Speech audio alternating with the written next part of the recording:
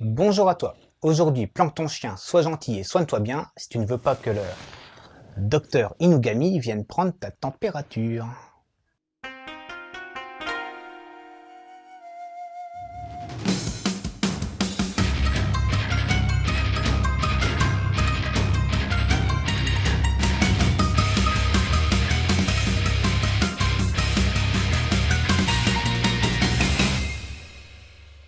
Docteur Inugami, c'est un ensemble de 6 histoires basées sur la légende du dieu chien, le Inugami donc, et axées sur la vengeance et les facettes les plus sombres de l'esprit humain. Le doc intervient à la demande de victimes désirant se venger de leur bourreau en usant de ses pouvoirs mystiques. Ainsi par exemple dans le premier chapitre, un élève amoureux d'une camarade découvre qu'elle est enceinte et que le père n'est autre que leur professeur. La malheureuse se suicide et le jeune amoureux décide alors de faire appel à l'Inugami pour assouvir sa vengeance.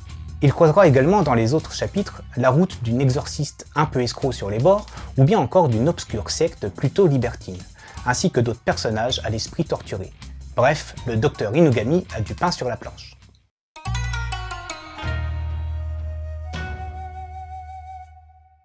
Le trait de Maruo Suehiro est de toute beauté. Des contours nets et précis ajoutés au style réaliste de ses personnages rendent d'autant plus impressionnants les scènes d'horreur que décrit l'auteur. Jouant avec une grande maîtrise sur les contrastes et les ombres en utilisant beaucoup d'aplats de noir, il parvient à créer une lumière et donc une ambiance presque irréelle. Et ça me fait penser, par certains aspects, un peu à du Charles Burns, un auteur de BD américain.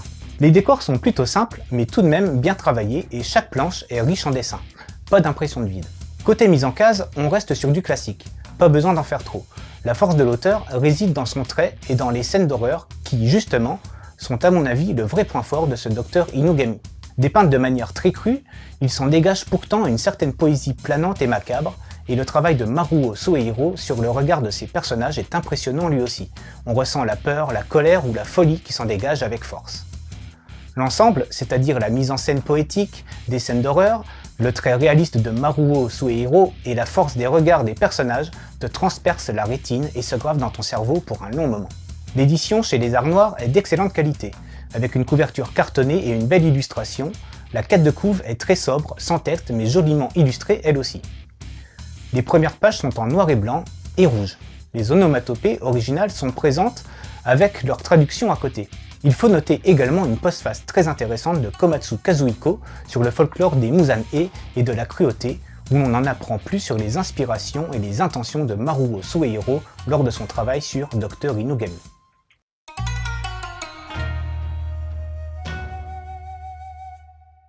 Maruo Suehiro est très influencé par le mouvement surréaliste et par des personnes comme Todd Browning, réalisateur du film culte Freaks de 1932, et ça se ressent dans son œuvre. Il se lance dans l'Ero-guro et devient un des maîtres du genre. Dr Inugami est paru en 1991 au Japon et il vient d'être édité chez nous par les Arts Noirs.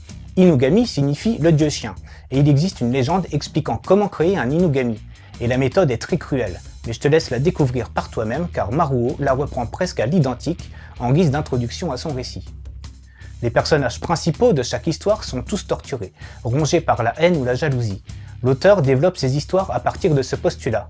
Mais en fait, l'histoire n'est pas le plus important, non. Ce qui importe le plus pour Maruo, c'est le côté graphique du récit. Comment retranscrire les émotions de la manière la plus puissante qui soit, comment toucher le lecteur au plus profond de son âme en imprimant en lui des scènes graphiquement intenses et puissantes. Maruo Suehiro s'inspire de tout un tas de légendes et de récits du folklore japonais. On retrouve donc démons, yokai et autres esprits occultes s'affrontant pour assouvir la soif de vengeance des humains. Ce docteur Inugami est une belle surprise pour ma part. Il se lit d'une traite, on enchaîne les chapitres sans voir le temps passer, et le temps de le dire c'est déjà fini. Pour compléter ta lecture, je peux te conseiller tout d'abord New National Kid du même auteur. Il s'agit d'un recueil d'histoires se déroulant dans un Japon qui aurait vaincu les États-Unis en 1945. Puis tu peux lire La jeune fille aux camélias, toujours de Maruo Suehiro. Une orpheline recueillie dans un cirque de Freaks côtoie ses différents artistes et subit les humiliations de son tuteur. Enfin, jette un œil à DDT, également de Maruo, un ensemble d'histoires courtes, surréalistes, morbides et poétiques à la fois. Voilà, c'était Joyson, j'espère que cette petite chronique t'aura donné envie de lire Dr Inugami. Je te laisse et continue de suivre la voie du manga.